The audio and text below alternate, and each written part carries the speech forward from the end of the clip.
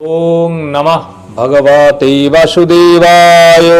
শ্রীমদ্ ভগবদ গীতায় শ্রীকৃষ্ণ তার সখাকে শাস্ত্রবিধি কর্ম করায় প্রত্যেকের কর্তব্য এবং ধর্মাধর্ম নির্ণয় শাস্ত্রই প্রমাণ ষোড়শ অধ্যায় বলিয়াছেন। এক্ষণে সপ্তদশ অধ্যায়ে অর্জুন মাধবকে জিজ্ঞাসা করিতেছেন, যাহারা শাস্ত্রবিধি ত্যাগ করিয়া শ্রদ্ধাযুক্ত হইয়া যাগযজ্ঞ পূজাদি করিয়া থাকেন, তাহাদের নিষ্ঠা কিরূপ? সাত্ত্বিকী না রাজসী না তামসী? অর্জুন অবাচ, যে শাস্ত্রবিধি মৃত সজং যজন্তে শ্রদ্ধায়াম্বিতা দৃষ্টাং নিষ্ঠা তু কা কৃষ্ণ সত্য মহারাজস্তমা।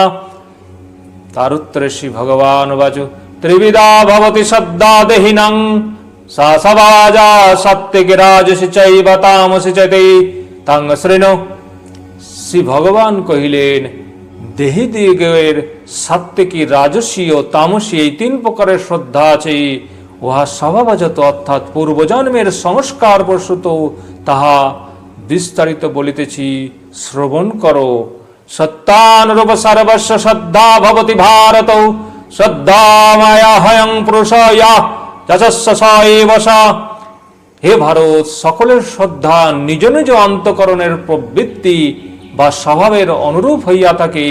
মনুষ্য শ্রদ্ধাময়, যে যেরূপ শ্রদ্ধাযুক্ত সেই সেই রূপই হয়। শ্রদ্ধাই উপাসনার প্রাণ। যজ্ঞ, দান, ব্রত, নিয়মাদির মুখ্য কথা হচ্ছে শ্রদ্ধা। প্রেম ভক্তি পথের প্রথম কথায় শ্রদ্ধা। শ্রদ্ধা হইতে কর্মে রুচি, রাগ ভাব নির্মল ও প্রেমের বিকাশ ঘটিয়া থাকে। যজন্ত সাত্ত্বিকা দেবান যক্ষা রক্ষাংসি রাজসা প্রেতন ভূতগণাশ্চান যজন্তে তামসা জনা। সাত্ত্বিকী ব্যক্তিগণ দেবগণের পূজা করেন, রাজসিক প্রকৃতির ব্যক্তিগণ যক্ষ রক্ষাদিগের পূজা করেন এবং তামসিক প্রকৃতির ব্যক্তিগণ ভূতপ্রেতের পূজা করিয়া থাকেন।